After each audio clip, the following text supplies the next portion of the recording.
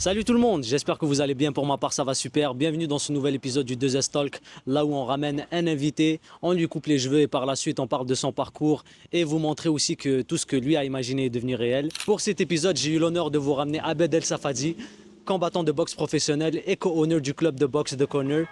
Suivez-moi.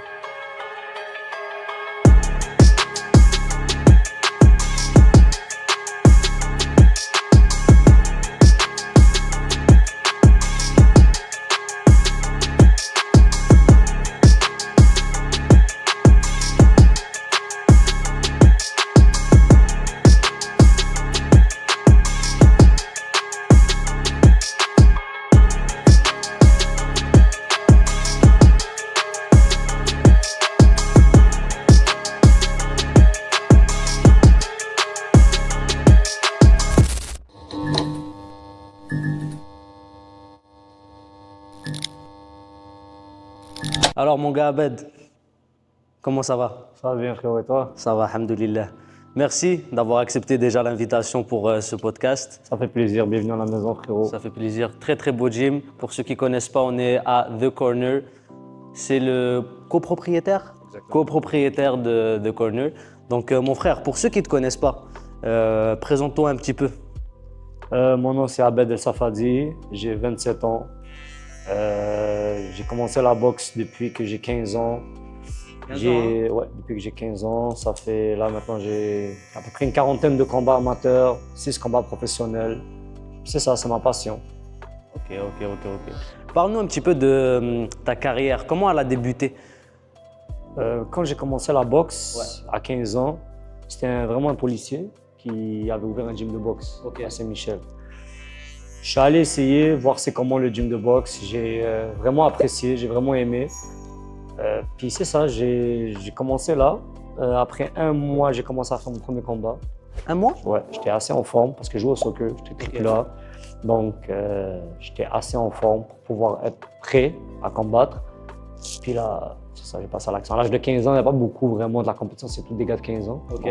Donc tu as commencé en amateur, mais quand même. Donc là, entre le début de tes entraînements et ton premier combat, il y avait un mois de différence. Un mois et demi, on va dire en gros 2 mois. On va dire, parce qu'au début, j'ai commencé, là j'étais off, vu que j'avais des matchs de soccer. Puis là, à un moment donné, quand je me suis dédicacé à 100%, je me suis lancé. Incroyable. Comment c'était quoi le signe qui t'a montré que tu étais prêt à faire ton premier combat? Parce que personnellement, quand je commence quelque chose, c'est très rare que je vais me dire que, ok, après un mois et demi, je suis prêt. Genre, qu'est-ce qui t'a fait sentir que tu étais prêt? La vérité, moi, j'ai toujours été un gars que lorsque je commence quelque chose, soit je le fais à 100%, soit je le fais pas. Puis, quand tu commences à boxer, il y a plusieurs critères qu'il faut que tu accomplis avant de faire ton premier combat. De un, est-ce que le poids il est bon? Est-ce que dans ton poids tu es bon?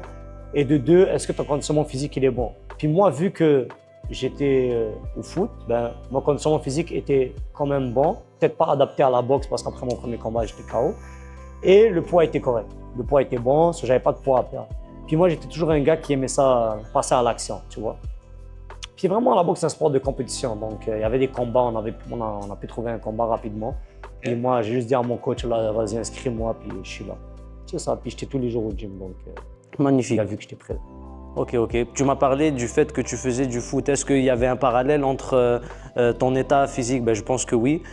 Si tu fais, on va dire, un comparatif entre le foot et la boxe, est-ce que comment je peux te dire ça? Est-ce que le foot t'a permis d'être plus prêt rapidement? C'est sûr qu'au niveau où que je jouais, oui, vu que je m'entraînais beaucoup, puis on était vraiment avec des gars compétitifs. C'est triple A, c'est pas n'importe quoi. Ok, triple A quand même. Avec quelle équipe? C'était Villeray à l'époque, mais là aujourd'hui ça n'existe pas. Là. Ok. C'est ça, je jouais avec Villeray triple A.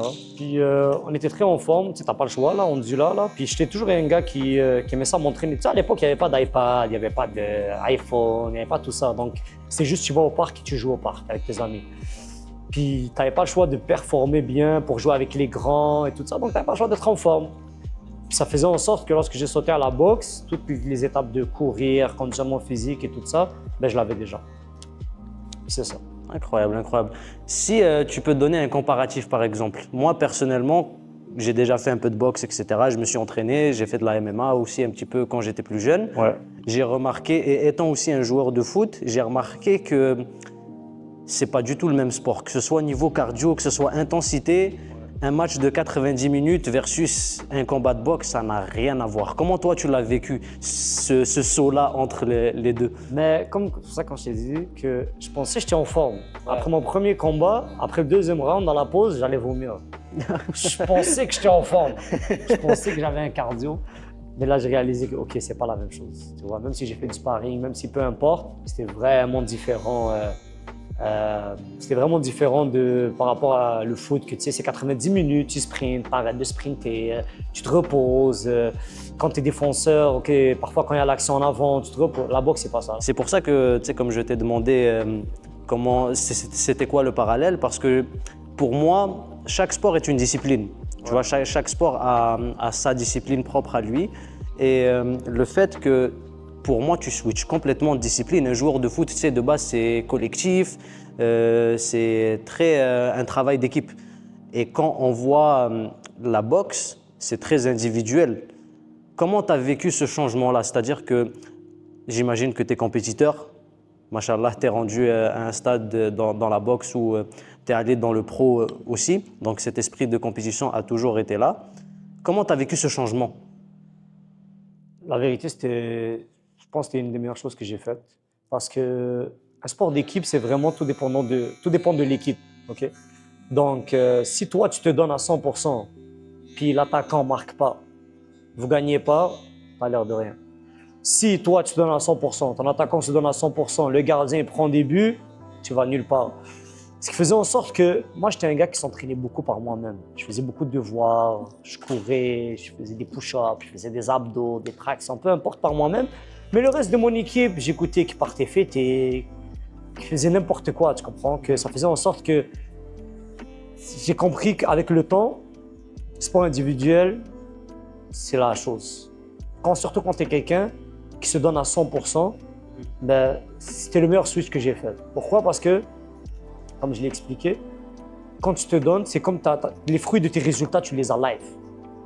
Je peux donner un match, je peux donner mon 110% dans le match, à la fin de la journée, on perd, ben, la défaite, c'est une défaite. Tu vois, t'es pas autant gagnant. Mais dans un ring, dans un combat, tu te donnes à 100%, c'est toi qui se donne à 100% et tu as les fruits de tes résultats à la fin, là. C'est différent, le feeling est vraiment différent. C'est que tu apprécies vraiment ça. C'est toi qui as gagné. En fait, c'est le fruit de tous tes efforts parce que moi, je me dis au foot, c'est dur de te mettre un peu en avant. Surtout, d'ailleurs, je t'ai pas demandé, tu jouais quelle position au foot? Je jouais ailier droit, défenseur droit. Défenseur droit, donc c'est encore plus dur pour un défenseur. Tu vois, ouais, les allers-retours, même pas que ça. Tiens, on va dire, est-ce que toi, tu jouais au foot pour avoir la chance de peut-être, Inch'Allah, à ce moment-là, percer, ou tu jouais que pour le plaisir? Moi, comme je te dis, quand je faisais quelque chose, je le faisais à 100. À 100%. Donc voilà. Et tout le rêve quand on était jeune, là, 14 ans, 15 ans, jouer avec une équipe professionnelle, se faire remarquer, se faire recruter. Puis tu étais là, tu te donnes à 100%. Puis le gars de Team Québec, il ne vient même pas voir votre équipe parce que vous n'êtes pas super bien classé. Puis même si bref, c'était vraiment une affaire de... Vu que c'était un sport d'équipe, là, j'ai pas... Même si tu te donnes à 100%, ça te ramène nulle part, ce 100%-là que tu t'es donné. Mais c'est ça c'était ça mon point. C'était surtout que dans le foot, surtout pour un défenseur, c'est super dur de sortir du commun. C'est comme un attaquant de base, on va dire quand on va aller voir un match de foot. Tu vas beaucoup plus remarquer les attaquants, les ailiers, comme le spectacle, etc., que l'effort que le défenseur va offrir.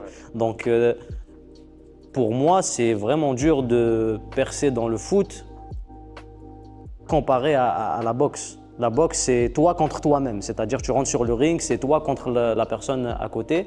Et que le meilleur gagne, tu vois. Comme je disais, c'est vraiment... La boxe, c'est tu t'entraînes assez fort, tu gagnes.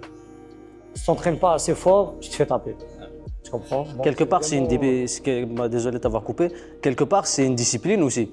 C'est-à-dire que c'est le plus discipliné qui va gagner. Puis moi, justement, je veux que tu me parles de la discipline dans ce sport-là. Comment on fait pour réussir en tant que boxeur pour avoir la mentale, la bonne mentale, pour ceux qui veulent par exemple se lancer dans la boxe, c'est quoi le mindset à avoir? C'est beaucoup de sacrifices. Beaucoup de C'est sacrifices. beaucoup de sacrifices. C'est vraiment se dire que tu sais, tu vas vivre une vie différente des autres. Ok? C'est que des parties de Noël, des fêtes, des affaires que tu vas rater. Ok? Des voyages que tu vas peut-être pas faire pour pas pouvoir t'amuser, pour pas prendre de poids, pour pas. Puis il y a plein de choses que tu peux pas faire. Des restaurants que tu vas rater. Parce que surtout quand tu te prépares pour un combat, puis tu as du poids à perdre, malheureusement, il y a des affaires que tu peux pas te permettre de manger. Il y a des plaisirs que tu peux pas te permettre de faire. Tu dois rentrer tôt à la maison. Tu dois dormir. Tu dois t'entraîner minimum 4-5 fois par semaine. Minimum, minimum, minimum. Tu sais, il y a plein d'affaires que ça te rend super discipliné, tu vois. Tu sais, même à l'école, tu peux pas niaiser, tu peux pas te permettre de niaiser. Tu peux pas te permettre de gaspiller de l'énergie. Tu dois accumuler cette énergie-là, garder cette énergie-là pour les entraînements. Ah, tu dois être super constant en fait. Super constant, ouais, exactement. Puis super discipliné. Puis tu dois faire attention à plein d'affaires. Ça, c'est si tu veux sortir de l'ordinaire. Hein. Si tu veux juste être un boxeur parce que tu boxes, parce que la fin de semaine, pour faire 1, 2, 3 combats, perdre, peu importe, tu veux juste monter dans le ring, let's go, tu fais ce que tu veux. Mais si tu veux sortir de l'ordinaire, gagner des tournois, gagner des affaires, dis-toi que la personne avec qui tu vas te battre, il va se donner autant que toi tu es en train de te donner en ce moment. Donc, il faut toujours ter ça en tête. Incroyable, incroyable. Moi, ce que je voulais te demander aussi, c'était quand est-ce que tu as su que tu pouvais aller professionnel? C'était quand ils ont enlevé les casques. À un moment donné, qu'est-ce qui s'est passé? C'est qu'en amateur, il n'y avait plus de casques. Ok. C'était rendu les combats, c'était rendu les tournois de 10 combats et plus. Il n'y avait plus de casques, ils ont enlevé les casques. Puis il commençé à avoir des coupures gratuites. Tu sais, quand tu es professionnel, au moins, tu n'as pas de casque et tout ça, mais au moins, tu es rémunéré. C'est un petit montant qui vient à la fin. Pas commencer à faire des combats amateurs, puis prendre des coups de poing, te couper la tête, couper des endroits que tu n'es pas rémunéré. Puis aussi, c'était vraiment, dans mon ancien gym, il y avait un gars qui s'appelait Stéphane Larouche. Lui, c'était l'entraîneur du Charles Buté, je ne sais pas si tu connais. Ouais, ça me dit quelque chose. Puis lui, il est dans le monde du professionnel, ça fait très longtemps. Puis il a vu que je vendais beaucoup de billets, que j'étais un gars vraiment connu, tout ça. Puis il s'est dit, tu sais quoi, ça se fait que c'est le bon moment pour Abed. Let's go, on fait le passage chez le professionnel. Justement, comment ton coach a senti que tu étais prêt pour le monde professionnel? C'est-à-dire que quand je vois les combattants d'aujourd'hui, il n'y a pas que le talent qui compte, il y a aussi comme l'image, la notoriété. Tu viens de me dire que tu vendais beaucoup de billets. Est-ce que ça fait partie des critères pour être professionnel maintenant ou bien rien à voir? Moi, quand j'ai passé professionnel, c'était en 2021, si je me rappelle bien, 2019. J'ai oublié, j'ai un blanc par rapport à ça. À l'époque, il n'y avait pas encore les réseaux sociaux l'accent était dessus comme ça. C'était pas comme ça à l'époque. C'était vraiment ton talent qui parlait, la façon comment tu boxes, c'est ce qui vendait le plus. C'était pas qui tu étais vraiment, mais moi, ça m'aidait beaucoup parce que j'avais du monde qui me suivait grâce à mon talent et qui m'aimait et qui aimait ça me voir boxer. Quand je boxais amateur dans des tournois, on va dire je partais à Québec ou à Saguenay, peu importe, il y avait des entraîneurs qui arrêtaient leur équipe et qui disaient regardez le jeu de jambes d'Abed. Regardez comment il boxe. Il y avait, juste quand je me battais, même dans des tournois qu'il y a beaucoup de combats, les gens ils s'arrêtaient pour voir mon combat en particulier parce qu'ils arrivaient à tirer plusieurs affaires. Puis mon coach, qu'est-ce qu'il s'est dit? Il s'est dit regarde, on est rendu à un certain niveau qu'on se bat toujours contre les mêmes personnes. Il n'y a plus vraiment le niveau comme ça. Il n'y a plus de challenge. Ouais, le challenge était vraiment rendu, vraiment limité. Tu sais, c'était vraiment la suite logique des choses à faire. D'accord. De passer professionnel, surtout avec le fait qu'il n'y avait plus de casque et tout ça. C'était let's go, c'était rendu l'industrie de la boxe professionnelle commençait à expander encore plus. Puis ils avaient besoin de boxeurs professionnels, surtout des boxeurs professionnels qu'ils arrivaient à vendre avec leur talent. Ok, magnifique. Ce que je voulais aussi te demander, c'était de comparer un petit peu la boxe d'avant. Tu sais, quand tu as commencé à 15 ans et la boxe de maintenant, est-ce que tu remarques qu'il y a une certaine différence? Moi, j'ai remarqué que la boxe aujourd'hui, c'est comme tout dans la vie, là, tout arrive à progression. Donc, la boxe d'avant, c'était beaucoup, tu vois, un peu à la Rocky, là, de prendre des coups, puis redonner des coups, puis comment t'arrives. Mais malheureusement, ça ne marche pas comme ça aujourd'hui. Aujourd'hui, c'est vraiment la personne qui mange le moins de coups possible, c'est la personne qui le donne le plus longtemps. Ok. Souvent, on parle beaucoup de Mayweather, là, que lui, il avait la meilleure défense. Et vraiment, on lui porte chapeau qu'il a fini sa carrière avec toute sa tête. Il y a beaucoup de boxeurs qu'à l'époque, que j'ai connus à l'époque, que j'ai parlé avec eux. Aujourd'hui, quand je parle avec eux, c'est plus les mêmes personnes. Ils bégayent un peu, c'est différent de les parler. Mais aujourd'hui, les boxeurs d'aujourd'hui, tu les vois qui sont beaucoup plus swag, talentueux, beau à voir boxer, jeu de jambes, défense, mouvement de tête. C'était vraiment, comment on appelle ça? La boxe canadienne, surtout, on va dire ça comme ça. Elle a pris beaucoup d'ampleur sur le niveau international. C'est beaucoup inspiré de ce qui se passe aux États-Unis, à Cuba et tout ça. Ok, donc en résumé un petit peu, c'est devenu un peu plus technique, alors qu'avant c'était vraiment du rentre-dedans. Exactement. Okay. À l'époque, c'était vraiment, je suis un gars qui est balèze, je suis un gars qui frappe fort, je suis un gars qui a une tête dure, exact. Je rentre sur le tas. Aujourd'hui, c'est beaucoup plus un gars qui est intelligent, qui a le cerveau. Ok, c'est un peu plus comme le foot aussi. Si on remarque le foot d'avant versus celui de maintenant, il y a beaucoup plus de tactique, il y a beaucoup plus d'intelligence de jeu, alors qu'avant, c'était vraiment celui qui a le meilleur Joga Bonito qui donnait le meilleur spectacle gagnait. Tu vois. À l'époque, c'était le plus rapide, le plus costaud, tu sais, des crochets, tu courais. Voilà, exactement. Il n'y avait pas vraiment de... Il n'y avait pas des techniciens comme aujourd'hui. Aujourd'hui, tout le monde est technicien. À l'époque, un technicien, c'était rare.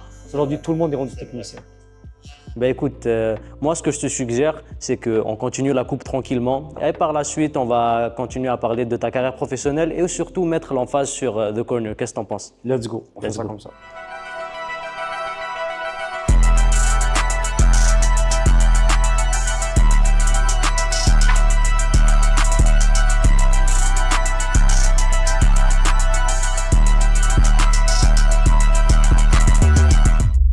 Alors mon gars Abed, qu'est-ce que tu en as pensé de la coupe? Oh, incroyable, très clean, très propre. Ça fait plaisir, ça fait plaisir. Maintenant on se retrouve dans un ring, quel beau décor. Je me sens privilégié là d'être dans cet espace incroyable. Justement, on peut directement parler de ton premier combat pro, la première fois que tu es rentré dans le ring en tant que combattant pro. Qu'est-ce que tu peux m'en dire par rapport à ça? C'était vraiment un feeling incroyable, c'était vraiment quelque chose d'exceptionnel. Amateur, c'était bien, mais professionnel, c'est différent. Toute la lumière est sur toi en ce moment-là. Tu rentres avec un costume que tu as préparé en particulier, avec la musique que tu as mis en particulier. Tu rentres, il y a les fumées qui sortent. C'était vraiment quelque chose. Tu débarques dans le ring, tu sais que après ça, tu as des petits gants, tu n'as pas de casque, tu vas frapper la personne, tu sais qu'elle aura mal. C'était toute une ambiance, toute une lumière, tout quelque chose qui va se passer. Tu rentres pour abattre. Tu rentres, oui, tu n'as pas le choix. Puis quand tu commences à t'échauffer, déjà quand tu frappes dans les mitaines de ton entraîneur, tu sens que les gants sont différents. C'était vraiment la première fois que je mettais des gants professionnels pro. Je sentais que tu allais faire mal à la personne. Bref, c'était un feeling incroyable. C'était vraiment c'est comme si c'était la première fois que je remontais dans le ring. J'ai fait une quarantaine de combats amateurs. C'est rien équivalent à un combat professionnel que quand tu rentres la première fois, c'est un stress différent. Tu dois performer différemment. Tu veux chercher le knockout, tu veux éteindre la personne. Il y a plein de petites choses qui font en sorte que c'est différent comme feeling. C'est vraiment incroyable. Ça, c'était ma première fois en tant que combat professionnel. Oui. Là, par la suite, c'était la première fois après le Covid. Donc, parce que c'est comme si que j'ai oublié le vibe. Parce que le Covid, c'était quoi? Ça a duré 3 ans. Oui. Donc, j'ai eu mon premier combat. Bref, j'ai fait 3 combats. C'était le premier combat, il datait de quand? C'était 2019. 2019. Donc, c'était vraiment après, avant le Covid. Avant le Covid. Donc, selon toi, il y a eu vraiment un changement d'ambiance total? Il y a eu un changement drastique d'ambiance. C'était vraiment différent. Dis-moi en plus. Ça fait 3 ans que je n'avais pas boxé. Donc, ça faisait tout un... OK, revenir à zéro. Reboxer, le feeling de remonter dans le ring, la pression quand tu rentres dans le ring, les gens qui te regardent parce que oui, il y avait du monde, mais il n'y avait pas autant de monde que la fois avec la première fois, bien sûr, avec les restrictions et tout. Surtout, sinon, mais c'était ça, mais surtout avec la notoriété que j'ai eue pendant le Covid, avec Snapchat et tout ça, j'étais différent. C'est vrai, je me rappelle. J'ai commencé à plus être sur les réseaux sociaux, avoir beaucoup de personnes qui me suivent. Donc quand je suis rentré, mon premier combat après le Covid, c'était vraiment waouh. Il y a plein de monde qui étaient là, tu comprends? Il y a plein de monde qui étaient là, c'était différent vibes, différents stress aussi. C'est la première fois que je gagnais par knockout aussi. J'avais pas le style de knocker des gars avant. Puis là, quand j'ai changé d'équipe, après le Covid, il y a eu plusieurs affaires qui s'est passées. J'ai changé d'équipe. Je suis allé avec mon associé en ce moment, qui s'appelle Coach Mustafa Elio. Qu'on salue d'ailleurs. Ouais, shout out à lui. Puis là, quand je me suis mis avec lui, j'ai travaillé beaucoup sur la force de frappe. puis j'ai gagné mon premier combat par KO. Puis c'était Magnifique, magnifique. un autre vibe là aussi. Un autre... Donc pour toi, selon toi, genre, la première fois que tu t'es senti vraiment comme un combattant pro, c'était vraiment après le Covid. Vu que tout a changé, la méthode a changé, l'équipe a changé. Et est-ce que le fait que tu as été présent sur Snapchat et les réseaux sociaux t'ont permis de voir la boxe d'une autre manière? Parce que là, justement, tu n'étais pas juste un combattant, mais tu étais aussi, entre guillemets, un influenceur. Tu cherchais un peu à charrier l'adversaire, le public. Ouais. Tu étais devenu comme un peu une personnalité publique et non juste un sportif, non? Ben, comment je peux t'expliquer ça? Après mon combat professionnel, il y avait tellement de monde, tout ça et tout, que la femme d'un gros promoteur qui s'appelle Gros Vivant Michel, elle a pris son téléphone et elle a commencé à filmer la foule. Qu'ils étaient là en train de m'acclamer, ils étaient là pour moi. Bien sûr, je m'en rappelle de cette vidéo-là en plus. Donc, qu'est-ce qui s'est passé? C'est que moi, on m'a rappelé pour reboxer. Mhm. Puis quand on m'a rappelé pour reboxer, il me dit « Waouh, t'as vendu beaucoup de billets, t'as rempli la salle. » Puis tout ça, c'est grâce à Snapchat, grâce à la notoriété que j'ai eue avec les réseaux sociaux. l'engouement aussi. À l'engouement, à le fait de donner un spectacle, que les gens ils aiment ça, que les gens ils ont envie de voir un gars de Montréal boxer et tout. Quelle a été ta sensation, la première sensation quand tu as mis ton premier knockout? Surtout en pro, j'imagine, en amateur, tu m'as dit que c'était pas trop possible de mettre des KO, il y avait les arbitres qui arrêtaient, etc. Mais en pro, c'est un autre game complètement différent. Quelle a été ta sensation, genre, quand tu l'as vu à terre, à quoi tu as pensé? C'est une joie. Une joie. C'est bizarre à dire, ça ne doit pas se dire, Ouais. tu KO une personne, mais c'était une joie, c'était vraiment un accomplissement. Le fruit de mes efforts ont porté, le travail a porté fruit. C'était vraiment genre, c'était incroyable comme feeling.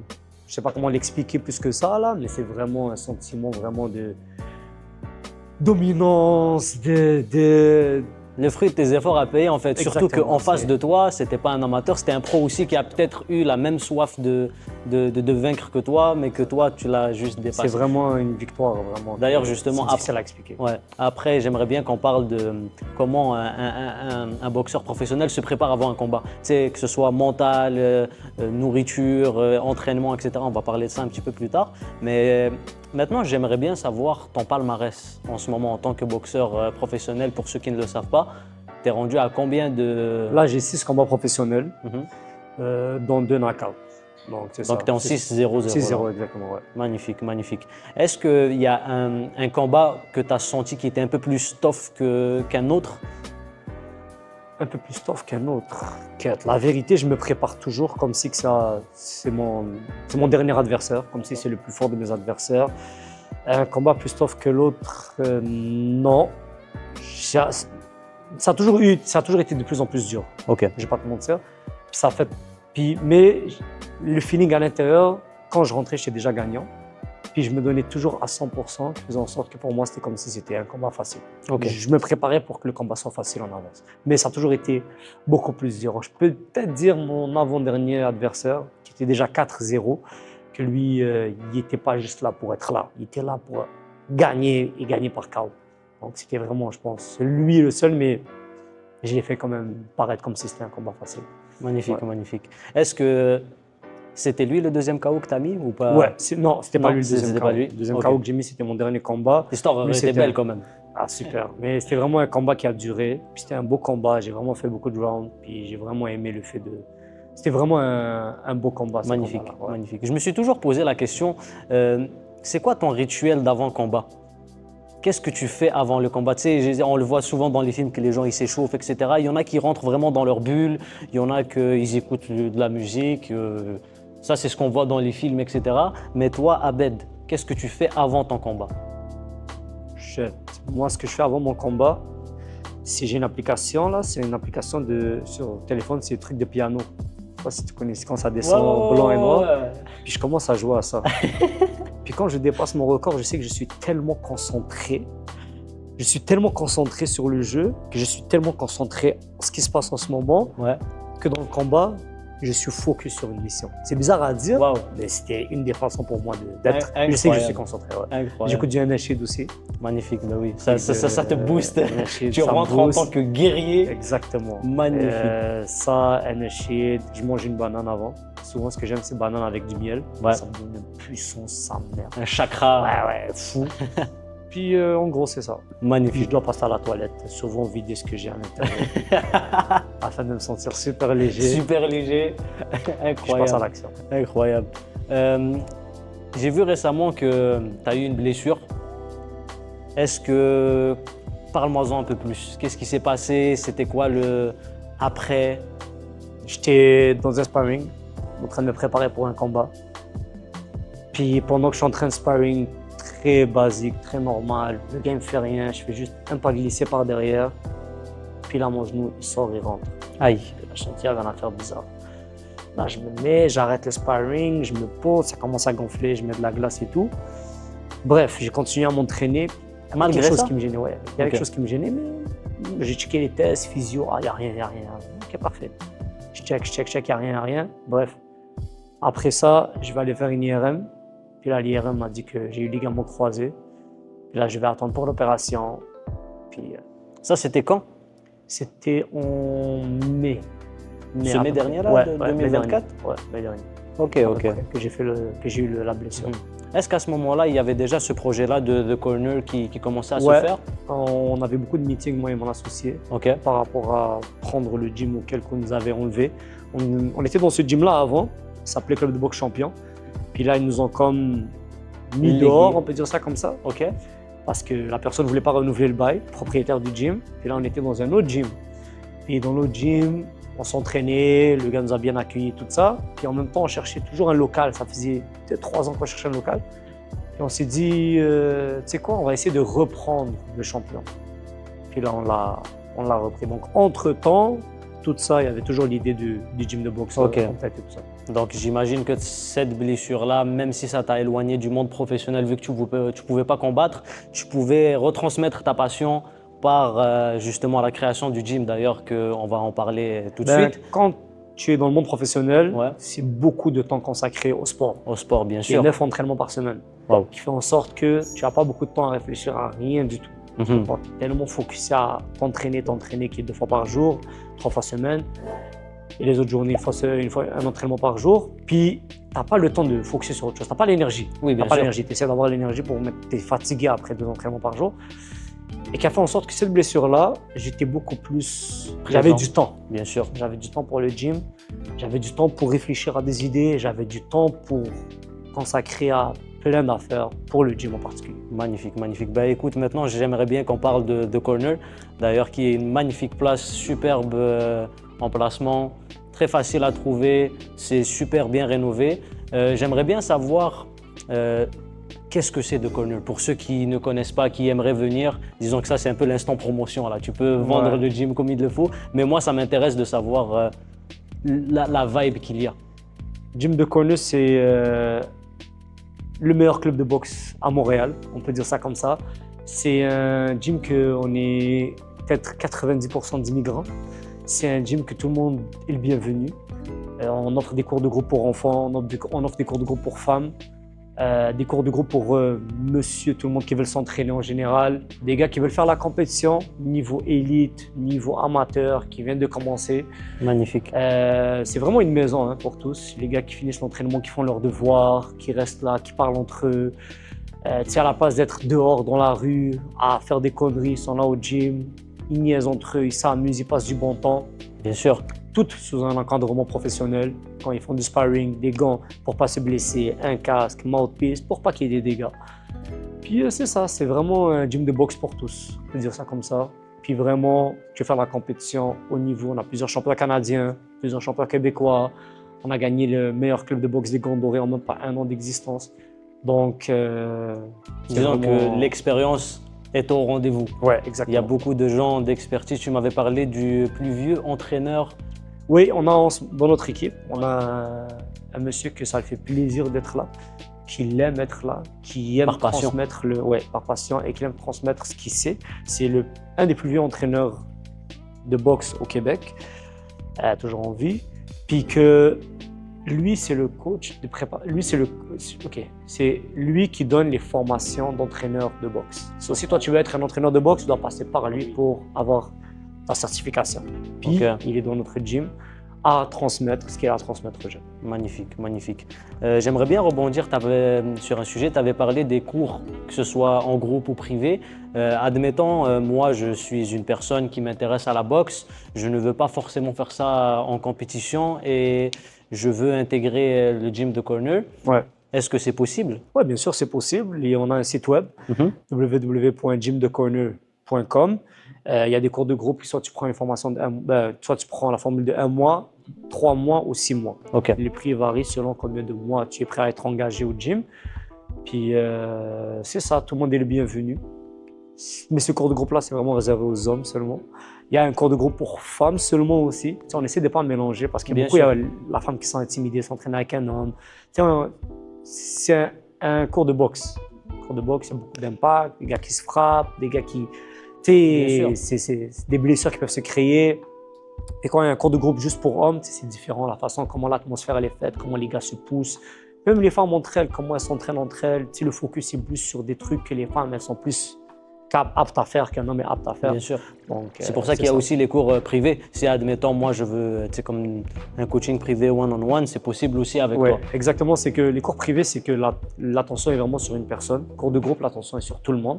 En particulier, c'est dur tu sais, dans un cours de 30 personnes, tu sais, c'est dur d'aller voir un par un, essayer de corriger. Tu sais, c'est pour ça que ça existe les cours privés, qui est avoir l'attention de l'entraîneur 100%, correction de tout.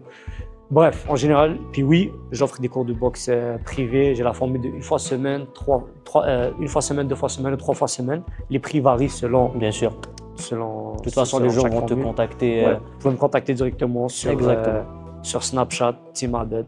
Sur Instagram, c'est un peu dur là. Je ne reçois pas les messages, c'est bizarre là, mais bref, c'est ça. Parfait, parfait, parfait. J'ai aussi vu que vous avez organisé un événement de boxe.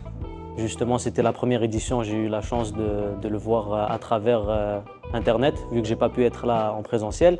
J'aimerais bien que tu m'en parles parce que pour moi, honnêtement, c'était un superbe événement. Puis j'aimerais bien que les gens en prennent conscience de ça et aussi me parler un petit peu s'il y aura un peu d'autres éditions, etc.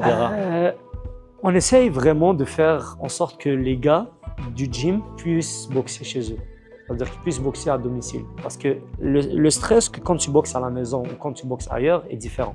Quand tu boxes chez toi, tu as beaucoup plus de stress parce que c'est toi le chef, c'est toi le gars, c'est toi le gars de la place. Donc, bien sûr, le stress est différent. Puis juste passer par ce stress-là, c'est quelque chose. Versus quand tu boxes dans un autre gym, tu t'en fous, tu n'as pas de stress, tu n'as rien du tout. Invité, quoi. Tu performes d'une autre façon. Quand tu boxes ailleurs, tu performes d'une autre façon. Quand tu boxes chez toi, c'est une autre façon que tu boxes. Puis éventuellement, c'est ça que nous on vise, c'est chaque mois essayer de faire un gala. Magnifique. Un gala. Malheureusement, maintenant il y a le Ramadan qui vient et tout ça, donc on va essayer de faire en sorte que après le Ramadan, peut-être faire un événement l'été. Le problème, c'est que les arbitres ne sont pas là, donc il n'y a pas de. Mais en général, on aimerait ça refaire. Mais vraiment, c'était un exploit. C'était tout un événement. C'était rempli, c'était sold out en moins de 48 heures à peu près.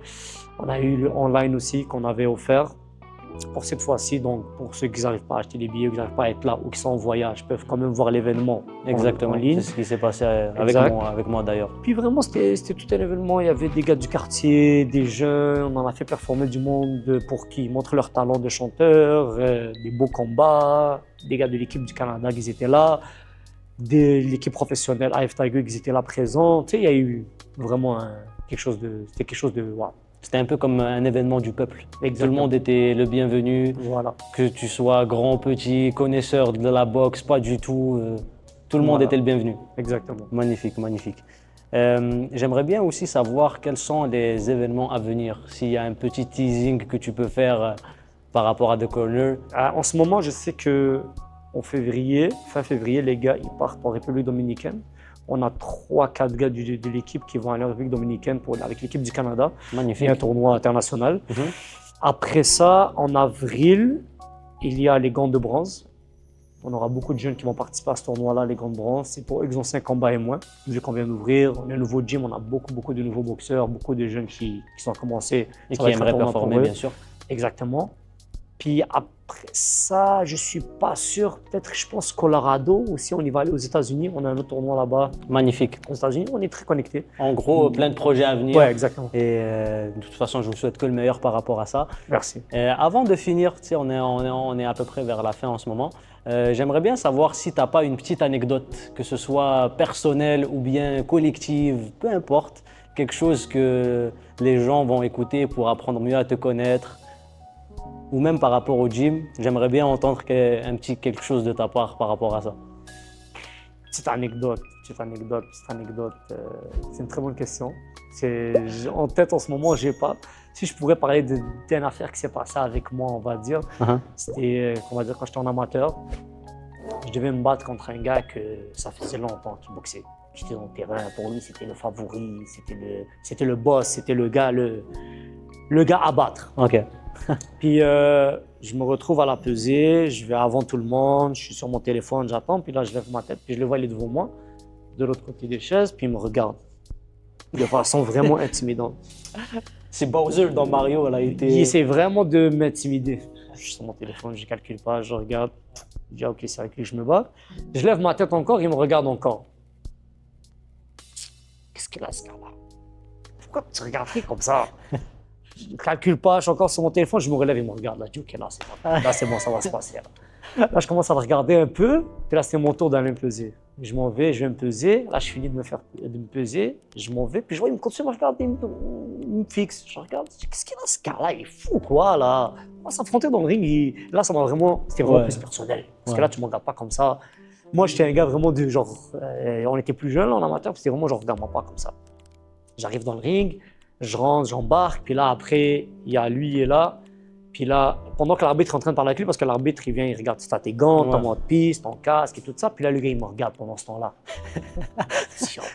Je peux pas te lâcher, lui. T'es fou, quoi, toi? Puis là, il me regarde comme si il essaie de m'intimider. Puis lui, il essaie de jouer, je pense, la carte de Mike Tyson. Je te regarde jusqu'à que la personne tourne le regard. Mais moi, j'ai toujours été un gars qui baisse les yeux, qui est tout calme dans mon coin. J'aime ça, avoir l'air du gars qui va rien faire. Puis après, lorsqu'il va passer à l'action, ça finit pour toi. Donc, c'est ça qui s'est passé. Le combat, il commence. Je rentre sur lui. Puis là, j'ai gagné. Puis là, il était vraiment choqué après le combat. Genre, il rentrait sur moi, il pensait qu'il avait confiance. Je l'ai tellement remis à sa place, on peut dire ça, que lui, il était juste. Il était figé après ça. Je pense qu'il a pris un an off de la boxe après ça. Ouais. Comme quoi, il ne faut pas se fier qu'aux apparences. Il ne faut jamais se fier aux apparences. C'est jamais c'est qui qu'ils ont. Puis moi, je portais des lunettes à cette époque-là. J'avais l'air toute gentil dans mon coin. Donc, il ne faut jamais sous-estimer personne. Puis jamais croire que tu es meilleur que quelqu'un. Incroyable. Ben écoute, petite dernière question pour toi. Oui. J'imagine, c'est sûr que tu t'y attends. C'est un peu le sujet sensible. Est-ce que revoir Abed en professionnel, c'est quelque chose d'envisageable ou non? Je ne sais pas si je réponds à cette question-là par un oui ou par un non, ou par seulement Dieu le sait. Seulement Dieu le sait. Et toi, personnellement, ça penche plus vers un oui, vers un non? 3 petits points. 3 petits points. Ouais, c'est ça on laisse le suspense. On laisse ça comme ça, ouais. On laisse Dieu décider. Voilà, exactement. Et moi, en tout cas, pour ma part, je te souhaite le meilleur. Merci. Personnellement, je suis super content de t'avoir reçu dans cet épisode-là. Et j'aimerais quand même que tu combattes. J'aimerais bien assister à un autre combat en vrai. Moi, je peux te dire que si je reviens, c'est pas dans un petit plateau. Ok. C'est dans quelque chose. Ok, les gars, vous avez entendu. Donc, si je reviens. S'il revient, c'est pas pour faire les choses à moitié. Voilà. Incroyable, Abed. Donc, moi, je te dis merci d'avoir accepté l'invitation. Ça fait plaisir. Merci de m'avoir reçu chez toi. À la maison, de corner, comme ça. Exactement. Et puis, si tu as un petit dernier mot à dire, je te laisse la parole. Quand vous faites quelque chose, croyez en vous. Croyez en vous. Je suis l'exemple d'une personne qui travaillait du 9 à 5 à l'aéroport, qui ne savait pas quoi faire de sa vie, qui avait une passion, qui avait une vision. Puis aujourd'hui, le fruit de nos efforts, puis alhamdoulilah. Donc croyez en vous. Puis même si tout le monde va te mettre des bâtons dans les roues, traverse ces bâtons-là, puis fonce fort. Et quand tu fais quelque chose, fais-le à 100%. Si tu fais à moitié, juste fais-le pas. Perds pas ton temps, juste fais-le pas. Magnifique. C'est un peu comme ma mentalité aussi. Moi, j'aime beaucoup dire que tout ce qui peut être imaginé est réel. Ouais. C'est un peu mon slogan. D'ailleurs, ce but de ce podcast-là, c'est vraiment de ramener des invités que tout ce qu'eux ont imaginé est devenu réel. Donc, ça me fait super plaisir que tu dis ça. Ça fait en sorte qu'on se lie en termes Les de mêmes mindset. idées. Exactement. Donc, pour ma part, les gars, je vous dis merci d'avoir regardé la vidéo. N'oubliez pas de liker, commenter, partager et aussi me dire en commentaire quel invité vous voulez voir pour le prochain épisode. Et moi, je vous dis à la prochaine.